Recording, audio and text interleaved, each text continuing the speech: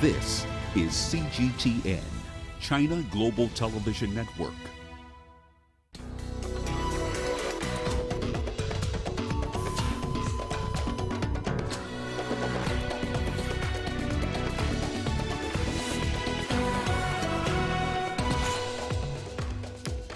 African countries begin mass COVID vaccination rollouts under the COVAX scheme.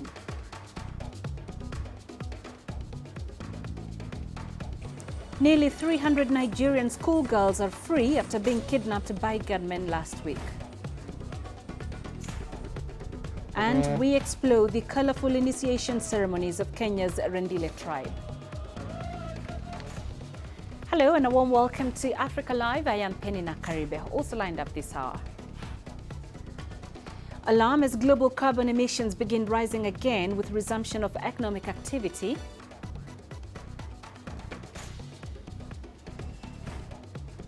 In sports, South African former world boxing champion Mzuvukile Magwaza makes inspirational comeback.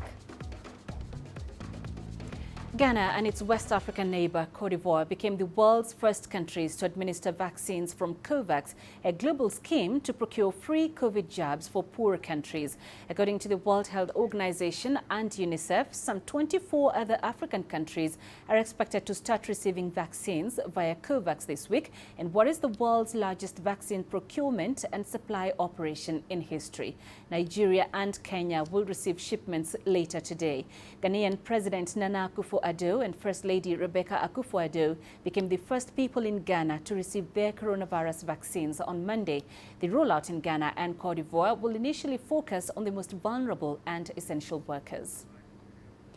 In Cote d'Ivoire, first shots of coronavirus vaccines from the COVAX program were administered on Monday. Initial doses were given to frontline healthcare staff, security force members and teachers. The nation received over 500,000 doses of the AstraZeneca jab from the COVAX Global Vaccine Sharing Program. The first batch is expected to target over 250,000 people in a population of more than 25 million. Cote d'Ivoire has so far reported more than 32,000 cases of coronavirus. I am relieved, having just got the vaccine, since it is the price to pay to push away and reduce the illness. We hope there will be more, and it will speed up. We invite the population to come and get vaccinated, because to get vaccinated is a way of breaking the transmission chain. Seeing the vaccine arrive is comforting. It's a relief. It will impact on social development because everything has slowed down. Nothing works at the moment. So if today everyone gets vaccinated, we won't be scared anymore. And when the illness is neutralized, things will take off again as before. And as we mentioned earlier, both Kenya and Nigeria are due to receive their COVAX vaccines today. For more on this, we're joined by Wolkis Tanyabwa. She's live for us here in Nairobi. But first, let's speak to CGTN's Kelechi Emekalam, who joins us on the line from Abuja. Kelechi, can you give us more details? How many vaccines is Nigeria expecting? Well, Nigeria is expecting about 4 million, precisely 3.92 million doses of the vaccine, and it should be touching down country from Mumbai, India. The National Primary Healthcare Development Agency here in Nigeria is in charge of receiving the deployment of the vaccines, and they've said that already the cold chain facilities where the vaccines will be stored are ready at all levels. Now, Nigeria says it's expecting to vaccinate about 40% of its population by year-end, by the end of 2021. And, well, it's a plan that critics have reported as unfeasible in some quarters. All right, Kelechi, thank you very much for that update. Let's now rope in Wolkis. Wolkis, Kenya is due to receive 1 million doses of the vaccine. Can you tell us more? Thank you, Peninah. Kenya will actually be receiving just slightly over 1 million doses tonight at midnight. The first consignment arrives at the Jomo Kenyatta International Airport in Nairobi tonight. 1,020,000 doses of the AstraZeneca COVID-19 vaccine that will be coming from India's Serum Institute. Now, this is part of 24 million doses of COVID vaccine that Kenya has ordered. This is just the very first consignment, and Kenya has basically broken down its rollout plan into about 3 phases. So in the first phase that will begin once those vaccines arrive tonight, Kenya will be targeting 1.25 million people, and these will be essential workers, basically healthcare workers, teachers and other people who work in school, the police, the military. These are some of the people who will be targeted in the first phase. And in that first phase, Kenya hopes that by June it will have vaccinated 1.25 million Kenyans, at which point it does hope that subsequent doses that it has ordered will have arrived so that it can then embark on phase 2 of the rollout, which will now target almost 10 million Kenyans. This will run from around July this year until 2022 in June, basically a period of about 1 year, where it is hoping to vaccinate about 10 million Kenyans. And at that point, it will be targeting Kenyans who are over 50 and who do have underlying conditions that would make them vulnerable. People who have conditions such as diabetes or high blood pressure will be targeted in the next phase, because the first phase is only for just the essential workers. And then after that, then it will be hoping that by that time it will have received even more vaccines, so that then it can just really expand that rollout, running possibly into about 2023. But so far, with 24 million vaccines, if it does receive all of those, it does have 24 million vaccines in the pipeline. That will be enough to just vaccinate about 20% of its population. So this will really be a work in progress, Peninah. It will indeed, Wukis, the 20% of Kenya's population. So tell us, where does Kenya stand in terms of COVID cases at the moment? Well, since last March, it is basically a period of almost a year to the day since Kenya discovered its first case last year in March. And in that time, Kenya has tested about 1.3 million people, and out of those, the confirmed cases of COVID-19 are just slightly over 106,000, and so that testing continues. So at this point, now that the vaccines will be arriving, Kenya will be hoping to slow down the transmission rate and also just see some of those numbers come down, because even at this point, every single day, Kenya is testing and checking those numbers every day, and it has been on alert, because we do remember that it was this year in January when school children in Kenya went back to school after almost a year out of school. And therefore, there were concerns and fears that there would be a spike in the numbers as children came into contact with other children who they had been away from for the rest of the year. So Kenya closely monitoring the numbers, but also hoping that as it begins its rollout, that it will be really just slowing the spread of COVID-19. Peninah. All right, Wukis, we appreciate that update. Thank you very much for joining us, Wukis Tanyabo, live in Nairobi. So what is COVAX and how does it impact in the fight against the coronavirus pandemic? Here's CGTN's Robert Nagila with more details. The COVID-19 vaccine's global access is abbreviated as COVAX. It's a global initiative that seeks an equitable access to COVID-19 vaccines for poorer nations in the world. This initiative is co-led by the Gavi Vaccine Alliance, the World Health Organization, and the Coalition for Epidemic Preparedness Innovations, or CEPI. Many other agencies also form the backbone of COVAX. COVAX was formed as fears of vaccine nationalism threatened to derail immunization of global populations, which is one of the proposed ways of combating the threat of COVID-19. Low and middle-income countries are eligible for assistance from the COVAX initiative. According to the World Health Organization, all 54 African nations have expressed interest in COVAX. COVAX is seeking to immunize at least 20% of the African population this year. Ghana was the first nation to receive a share of COVAX vaccines, followed by Côte d'Ivoire. The two nations have already rolled out their vaccination campaigns. While COVAX has been distributing mostly AstraZeneca doses to targeted nations, countries are also using other vaccines. They include Russia's Sputnik V, Pfizer's vaccine and Johnson & Johnson's one-shot vaccine. However, China's Sinopharm vaccine is one of the vaccines that has been driving vaccination campaigns on the continent. Countries such as Zimbabwe, Equatorial Guinea and Sierra Leone began their respective inoculation drives with the Sinopharm vaccine. The Chinese government has been donating the drugs with the promise of scaling up this exercise. As of the beginning of March, over 113 million cases of coronavirus have been confirmed globally in 223 nations. The disease has killed 2.5 million people so far. Robert Nagelo, CGTN, Nairobi, Kenya. All right, so let's broaden this discussion. We're now joined by Jacqueline Karibe, Program Manager, Amref Health Africa via Zoom. Jacqueline, it's a pleasure to have you with us. So, Africa has finally rolled out mass COVID vaccinations. How is the World Health Organization coordinating the delivery of COVAX scheme vaccines? Thank you very much. We've seen a lot of assistance from WHO through the COVAX facility, supporting the countries to get there faster. And one of the ways that the WHO is supporting us is in really making sure that countries are ready, that we have the proper plans in the country.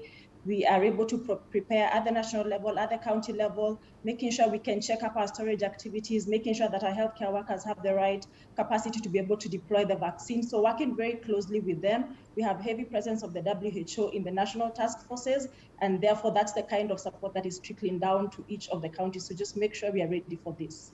Okay, so we haven't really had very clear-cut timelines of when all of these vaccines will be rolled out to each and every country. So when do you think these countries will get their share?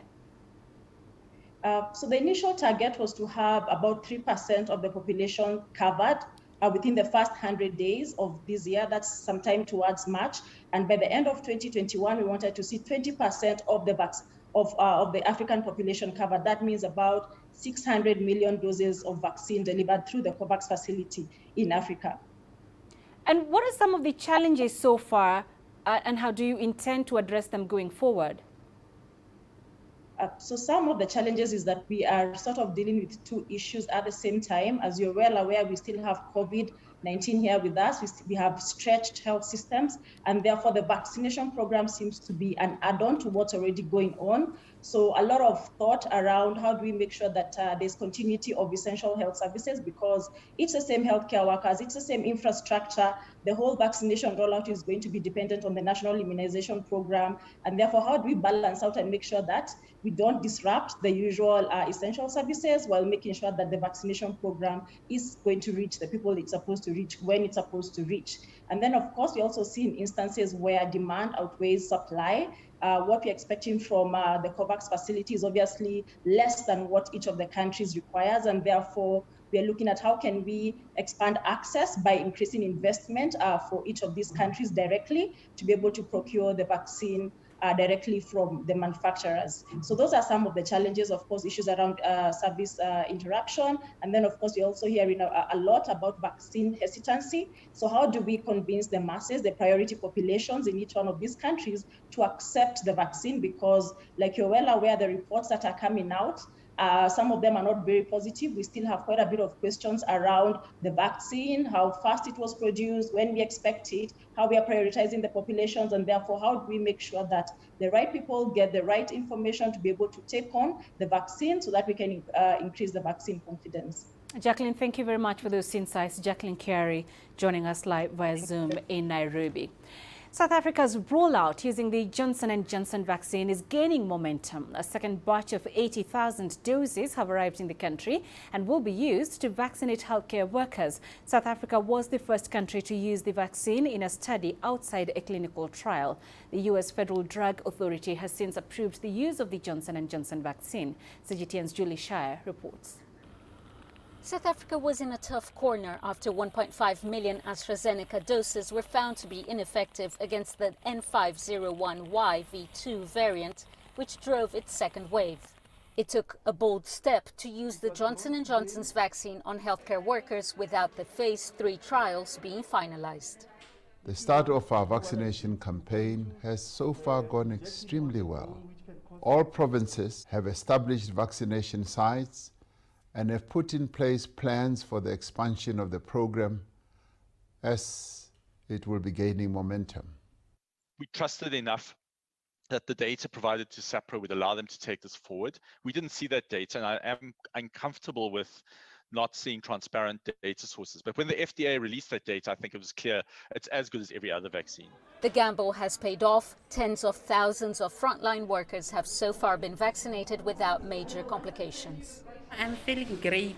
I was waiting for the vaccine because I think it will help us. It will cure COVID so that many people don't have COVID. So I feel great. I don't have complications since I vaccinated. I'm fine. I feel very well. It wasn't as bad as I actually thought. It seems more like a beast. It was actually quite important to get the vaccine so that I can actually build immunity against the virus, and then it will actually help me in getting to treat my patients well. We would have been even brave without the vaccine. You know, we felt like we suffered, we already had the illness and got well, infected, got well infected. We were reassuring ourselves like that it means we are well protected. But now that we have the vaccine, we just feel so confident that everything will go well. Vaccine developers, including Pfizer and Moderna, are working to improve jabs so they protect against more infectious variants, like the mutated strain found in South Africa. This is such a catastrophe and so dangerous to get this virus that just take whatever's offered to you at this point. As long as it's one of those 5 and whichever new ones come along, and there are lots in development, we've got some safety and efficacy data. I think that's all we need. South Africa is negotiating with several manufacturers around the world to acquire vaccines. 40 million doses from Johnson & Johnson's Pfizer and the World Health Organization COVAX facility are expected to start arriving by late April, when a much wider phase 2 rollout will get underway. Julie Shara, CGTN, Cape Town, South Africa. The World Health Organization is downplaying expectations that the pandemic could end before the end of the year. The body's top emergency expert, Mike Ryan, called that possibility unrealistic, although he acknowledged the situation is improving thanks to vaccine rollouts. Still, the number of new global infections rose last week for the first time in 7 weeks, and officials are urging nations not to rely solely on vaccinations. Global cases have surpassed 114 million, more than 2.5 million have died. You're watching Africa Live. Let's take a quick break. Coming up, hundreds of Nigerian schoolgirls rescued days after kidnapping.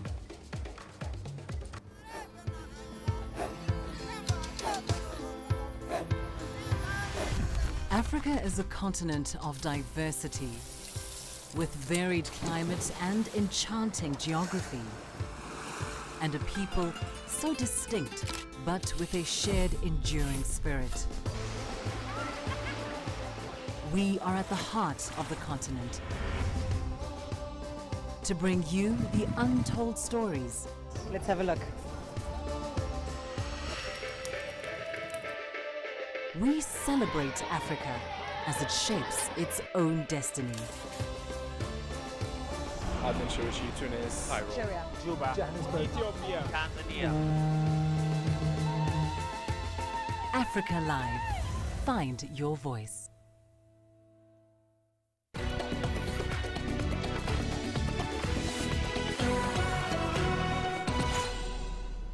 Let's now head to Nigeria, where the government says all 279 students kidnapped from a boarding school in the northern state of Zamfara have been released. According to the state governor, the students are in a government facility, although it had earlier been reported that 317 girls had been kidnapped.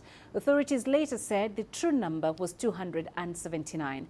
The students were taken away by suspected bandits in a raid on the government girls' secondary school in the remote Jangebe village on Friday. Reformed bandits reportedly helped to convince the kidnappers to release the girls. Kidnapping for ransom is common in northwest and central Nigeria.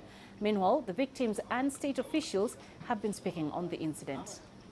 They are here who went there, about 32 of them.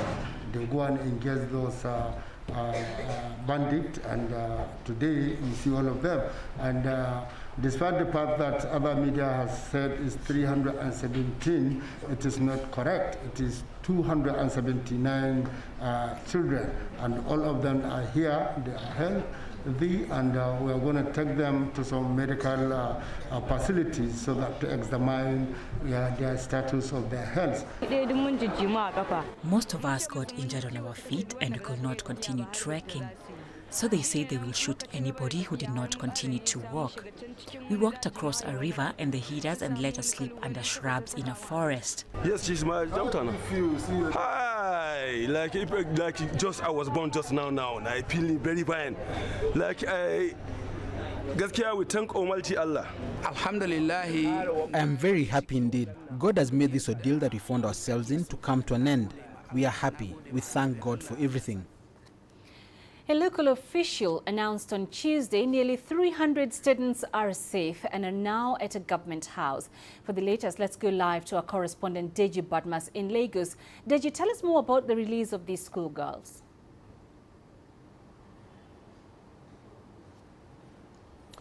Well, Peninah, according to the governor now, the negotiation for the release of the girls was actually concluded on Monday, and Tuesday they were released. The governor said the girls were actually released around 5 a.m. and then, of course, they were taken to Government House where he met with them, and the governor addressed them, appealing to them not to give up on education and to try as much as possible to put this sad episode behind them. He also said going forward that he would ensure that adequate security is provided for every school in the state, and that they would be making some adjustments, especially with boarding schools now in remote areas. There's a chance that some of these boarding schools will be converted to day school for now, and some of the students will be moved to some other schools for now until the security situation improves. Now, the governor also gave an insight into how the girls were eventually released. He said repentant bandits were used to talk to the bandits now who carried out this kidnapping, that the repentant bandits actually assisted. You know, in that state, the governor actually has an amnesty program for bandits. So he's been dialoguing with bandits, trying to convince them to lay down their arms and change. Some of them have accepted. Of course, not all of them have, and that's the reason why you continue to have these incidents of kidnapping. Now, he says he is going to continue to pursue that path of dialogue, that he's going to continue to talk with the bandits, hoping that eventually he'll be able to convince all of them to give up banditry and embrace peace. And the president, too, has been celebrating. The president issued a statement congratulating the governor and saying he is very happy that the girls were all brought back alive and safe. He's also promised that this would be the last kidnapping incident. That's for schools now, that security would be beefed up across the country at schools.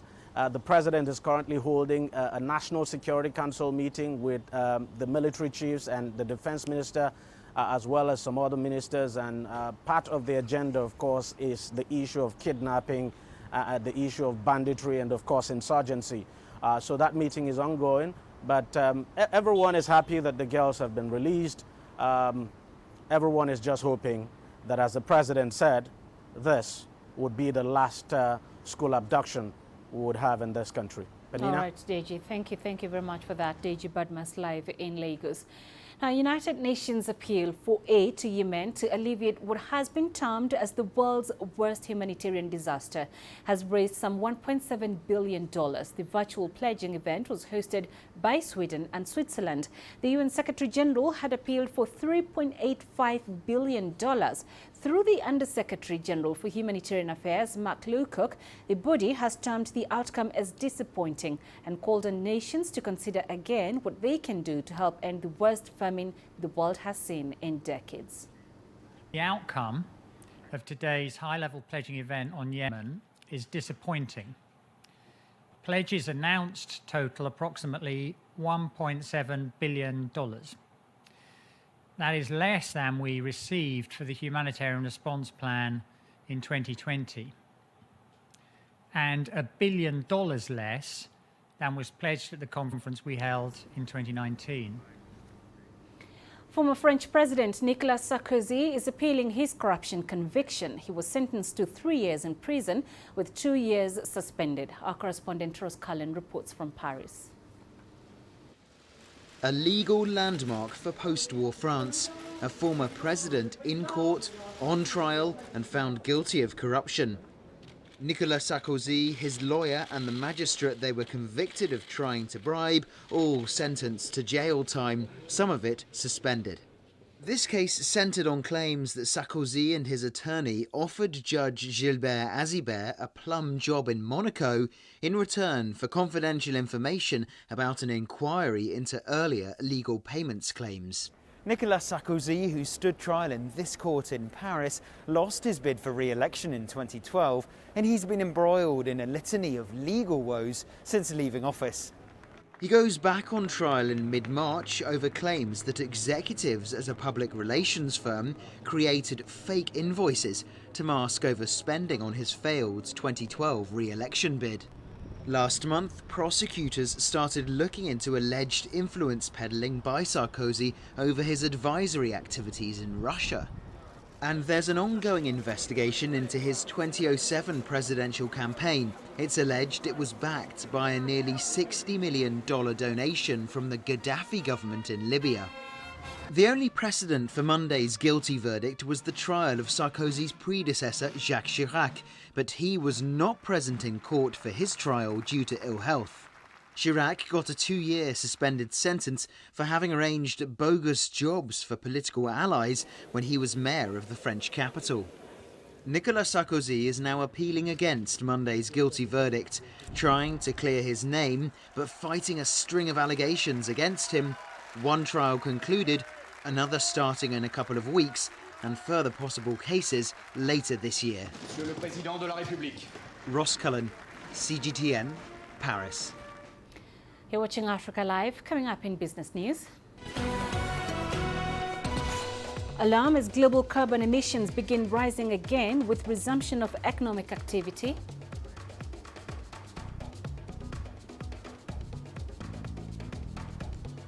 And Africa still in celebration after Nigeria's Ngozi Okonjo-Iweala reported for office at the World Trade Organization.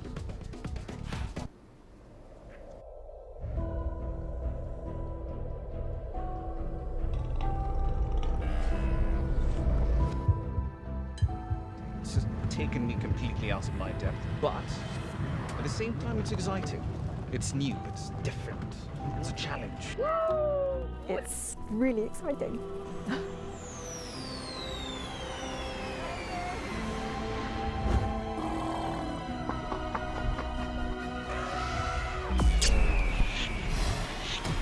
Over the last 14 hours of rain.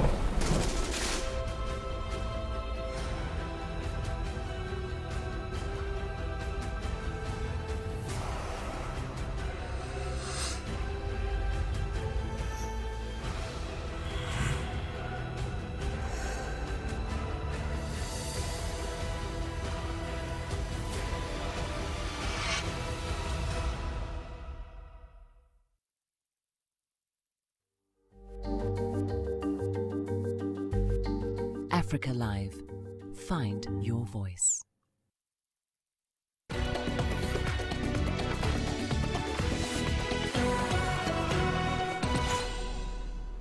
Global carbon dioxide emissions are on course to rise further this year, according to the International Energy Agency.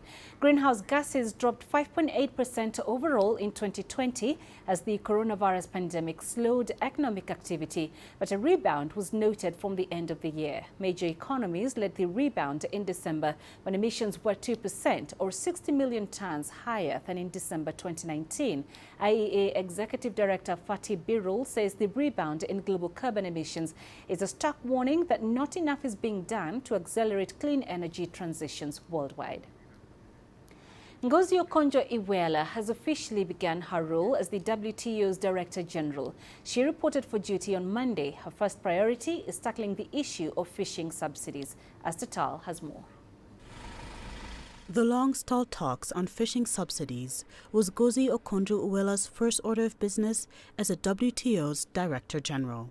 It's been 20 years, and 20 years is enough.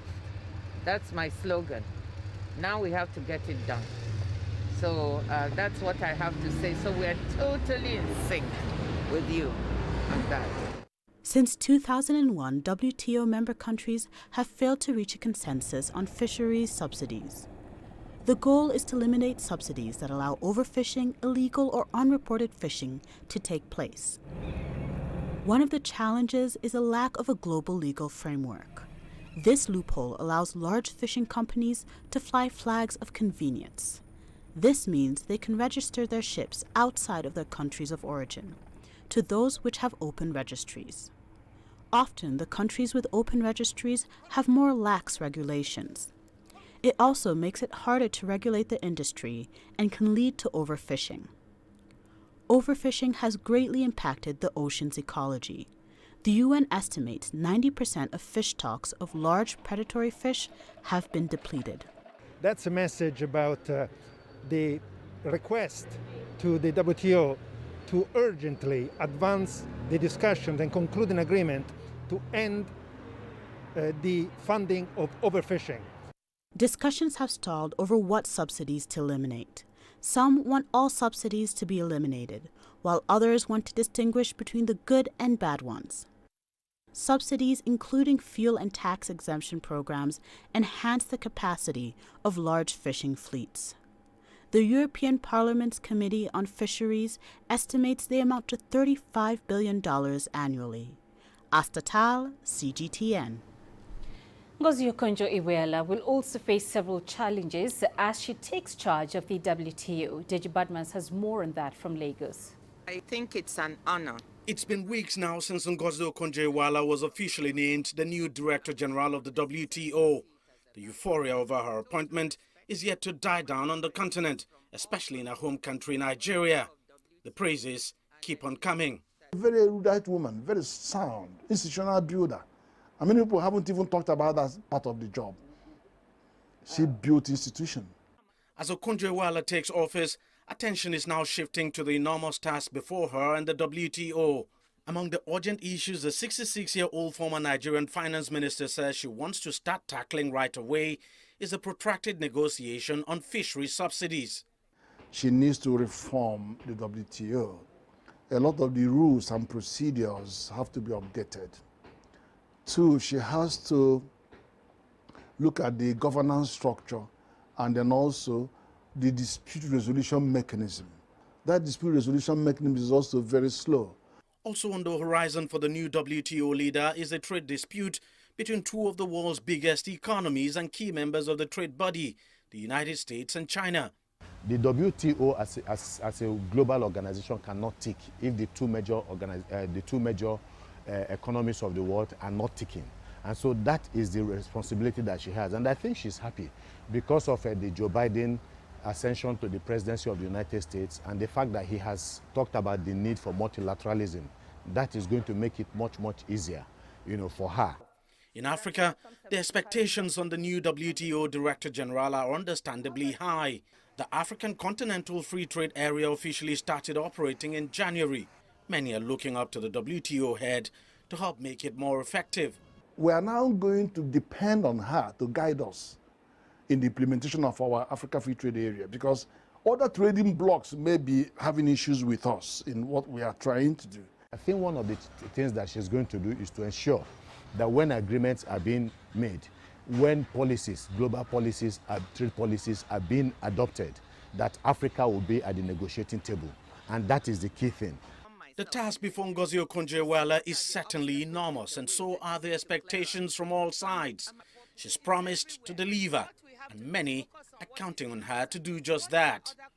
Deji Badmos, CGTN, Lagos, Nigeria.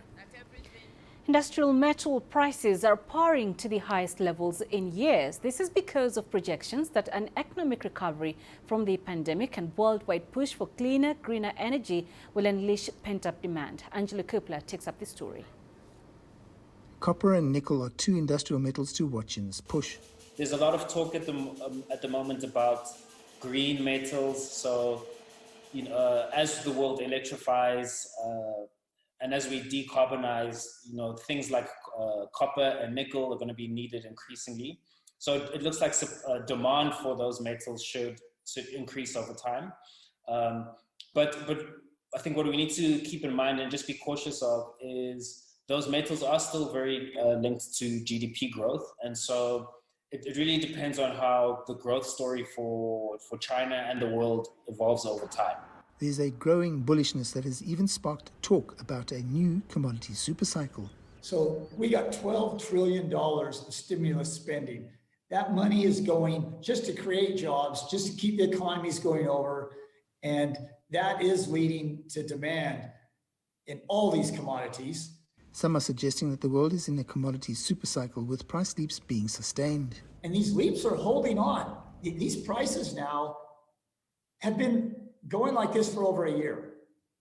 And even in the 70s, they'd go up, last few months come down and go up again. But this time, that's why I say we are in a super cycle now, because they're just staying at these levels. And when they pull back, it's minuscule pullbacks, and it's for days. It's not even for weeks or months to correct. Not everyone thinks the super cycle is sustainable for all commodities, especially for any new production coming online. For some commodities, you have quite long lead times, and so you have situations where supply is unlikely to come into the market for a decent amount of time. For example, in platinum or PGMs, it takes roughly 7+ years for a new project to actually come into the market and start delivering production from when the project's announced. So there we would think that there's more of a chance or a higher probability of these prices being sustained for a longer period of time. It's estimated that the platinum mines are contributing 2/3 of the revenue that the country generates from mining alone, and it couldn't have come at a better time. I'm Angelo Coppola for CGTN in Johannesburg, South Africa. And still in South Africa, the country's COVID-19 lockdown has dragged on for close to a year, slowing the economy and sending the unemployment rate to 32.5%. Women, who remain the main caregivers for their families, have felt the pinch more than men. As incomes dry up through the prolonged lockdown, this is likely to worsen. CGTN's Julie Shire reports. South Africa's economy took a devastating blow during the COVID-19 lockdown, but women have been left worse off than men. In April, which was the first month of total lockdown, so everything was shut down except for essential services.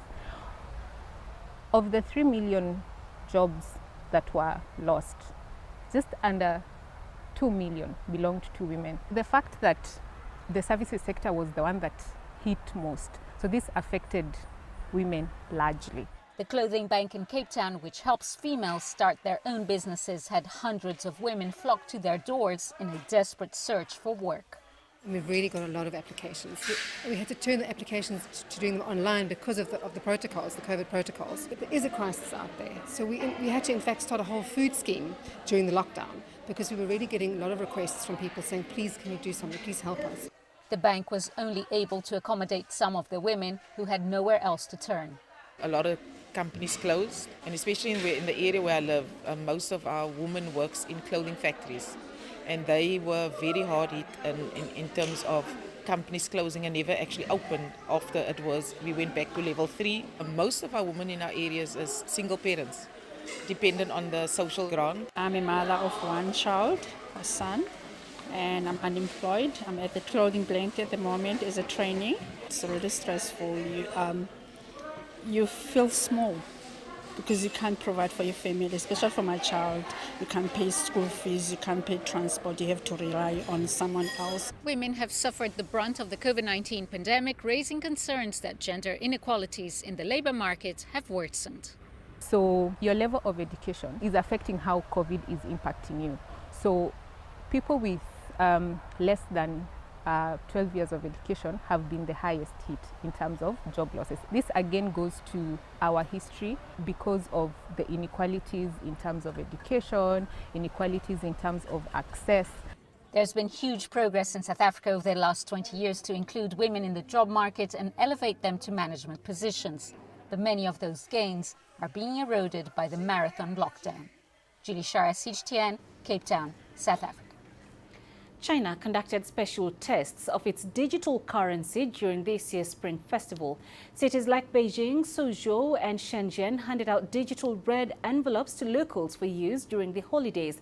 The tests are now widening to more normal times, more users, and to Shanghai. Zhang Xishuan has more. Located at the number 8 entrance of the Xujiahui metro station in Shanghai, this vending machine selling food, drinks, and masks has a new addition to its usual payments options: Alipay, WeChat Pay, and Union Pay. The newcomer is the digital yuan.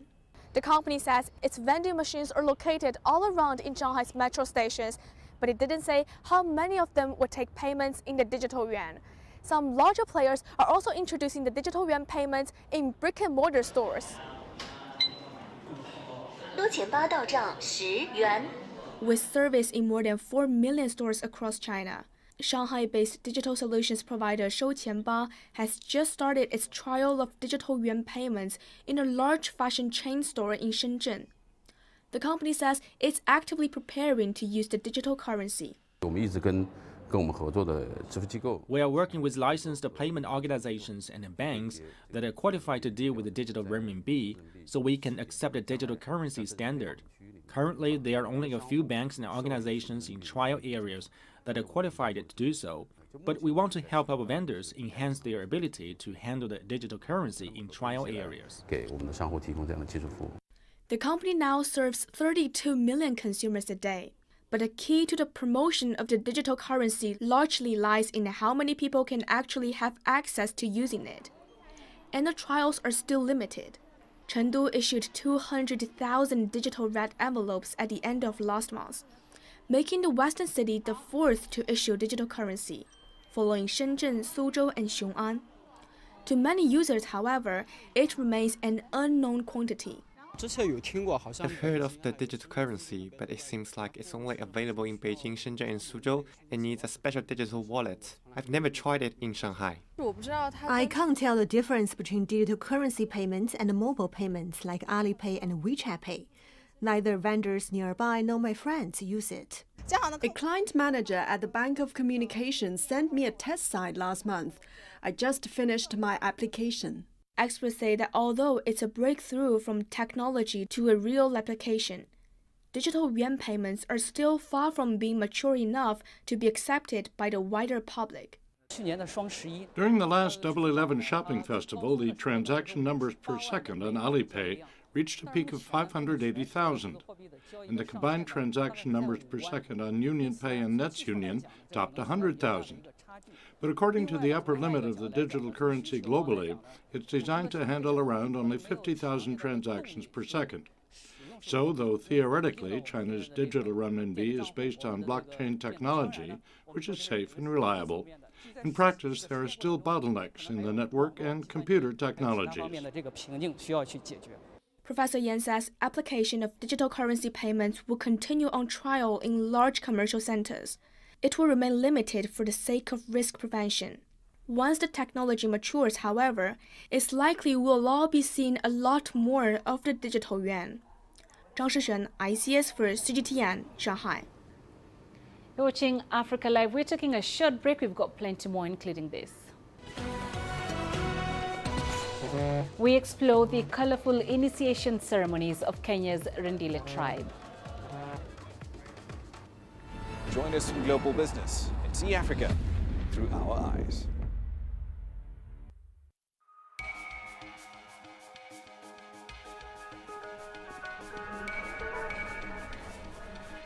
You're watching breaking news on CGTN.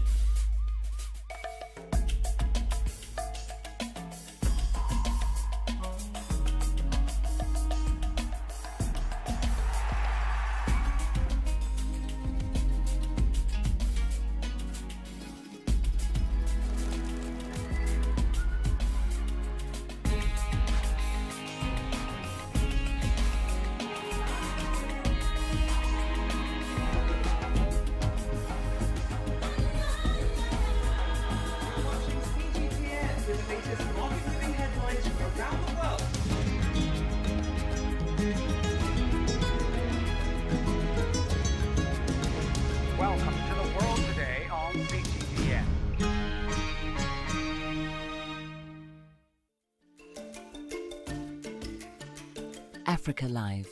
Find your voice.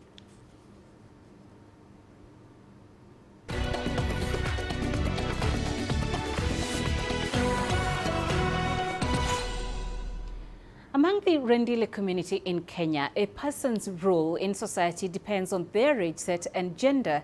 There are special events, some held more than a decade apart, during which the community conducts several rituals to initiate people into the different age sets. One of those rituals is circumcision, where boys and young men are initiated into becoming warriors. CGTN Susan Mungeli attended this unique ceremony and filed the following report. One of the most important rituals among the Rendille community, a ceremony to inaugurate a new age set of boys. The last time a similar event took place was 14 years ago.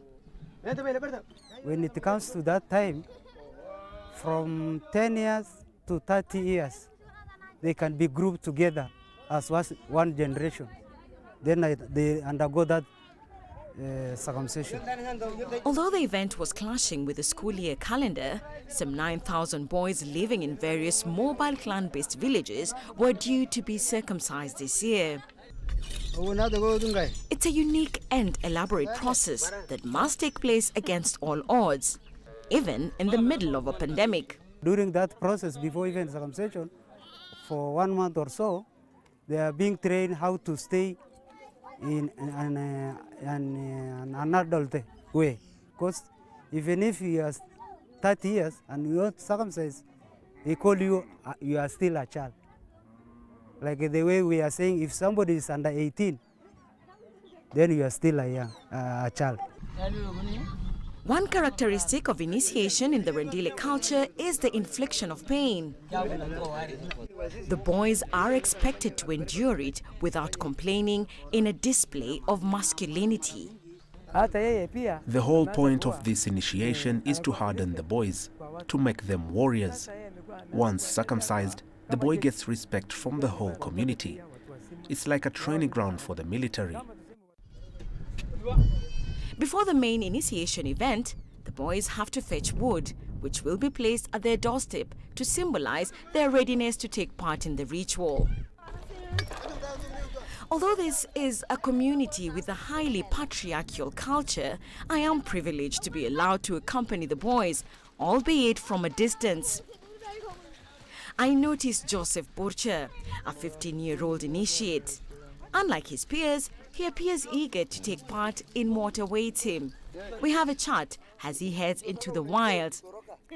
I ask him if he is scared of the process, to which he says he does not have any worries at all, as he understands that all boys must be circumcised according to their culture, which has been passed on to them throughout generations.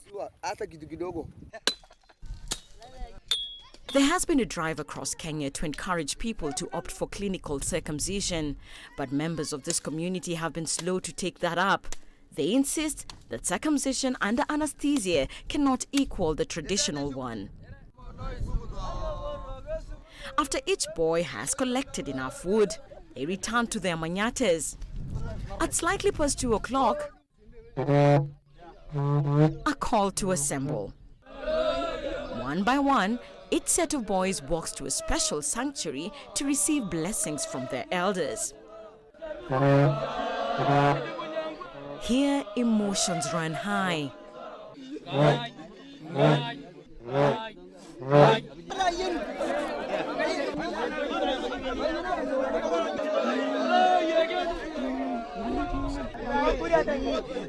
Now, another stage in the initiation process is where these boys undertake a long trek to go and draw what they call sacred water. Now, it's quite symbolic because as they're doing this, they're doing it as a group, and at the same time, they're encouraging each other, especially for the very young ones who might be terrified of what awaits them. Each boy has a special gourd containing milk which they will mix with the water from the well. It is to be used right before circumcision in a cleansing ceremony. Back at the village, a series of rituals begin. The boys must shave their hair in readiness of the new status that awaits them. They will also need to go out to fetch all the livestock. For the Rendille, who are a pastoralist community, livestock is an integral part of their lives, and an event as important as circumcision cannot take place with the livestock away. It's at this point that one by one, the boys undergo the cut in a process that takes a minute or two. For the next 10 days, a minimum of 80 boys will be circumcised from each boma per day. Not everybody does pick his knife and circumcise boys. There are specific clans within the tribe who are being blessed to do that work. So that as far as they are blessed, they know the work because they inherit from their forefathers, the same clan. Joseph is now a Moran. He will stay at this manyata under the care of his mother until he recovers fully, which should take a whole month. I am really proud of myself. I have not just been circumcised, I have been given property too. Now I will defend all the Rendille across the world. I am responsible for this whole community.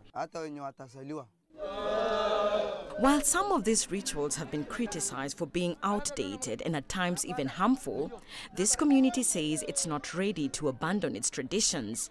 For them, this ceremony contributes to their identity as a people and gives them a more respected social standing. Susan Mungeli for CGTN in Marsabit County, Kenya. And coming up in sports, South African former world boxing champion Mzuvukile Magwaza makes inspirational comeback.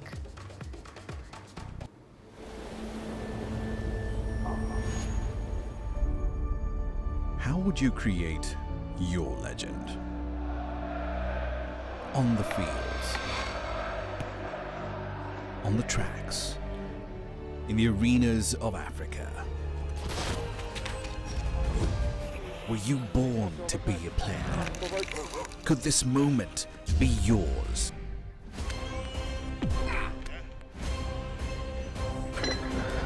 Sports Scene. Find your game.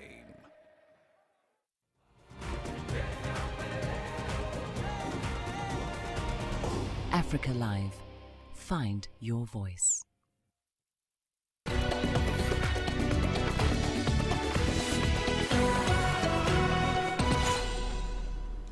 Right, so let's begin in South Africa, where the life of former WBA, WBF and IBF Intercontinental Bantamweight champion Mzuvukile Magwaza changed forever in 2018 during a robbery at his home. He was shot in the leg by an assault rifle, leaving him with little chance of survival and the odds stacked against him to ever return to the ring. But against all odds, he is back, as CGTN CS Duplessis reports. The talented former bantamweight world champion recalls the night he thought he would die. It still gives him chills. The pain is something he will never forget and still haunts him to this day. By the time I got shot laying down there, I think that was it. And then I think that my career is over and stuff, because I saw how bad was it at the time. So I just looked at my leg and then I said, nah, it's over. I won't go back to the ring again, because I was like, I've been hit by a truck or something, because that was bad.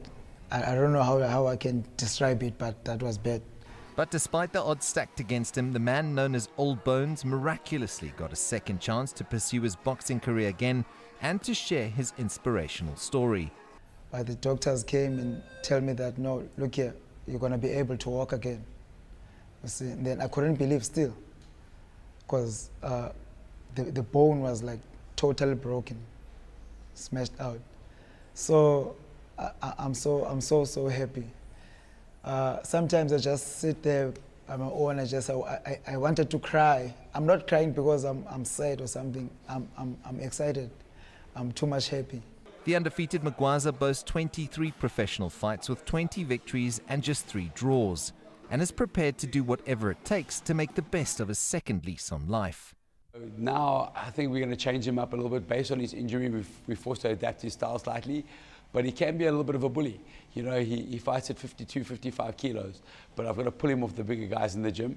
He hits like a truck, you know what I mean? He's not scared of anything. and he's lightning fast, even with his injury at the moment. I mean, the guy can move. He's almost like impossible to hit. The first time he held a hand pads for me, then I was like, I don't know what got in my mind and my heart on that day, you see. So I'm happy, man. I'm more than happy. It's like I'm born again now.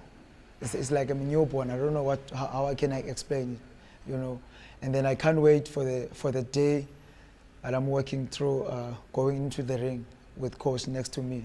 For many people, suffering a horrific injury would certainly spell the end of their career. But in some way, the gunshot that left Fukile Magwaza with a shattered femur has changed his life for the better. A rare second chance means the former world champion can start again, rebuild and come back stronger, with his sights firmly set on reclaiming the belt he once had strapped around his waist. CS Du Plessis, CGTN, Cape Town, South Africa. We cross over to Spain, where Real Madrid managed to salvage a 1-1 draw at home against Real Sociedad. Still without key players due to injuries, the defending champions were on fire in the first half, hitting the bar twice. However, Sociedad took the lead in the 55th minute following a towering header from forward Porto. Toni Kroos came close to levelling with a curling effect.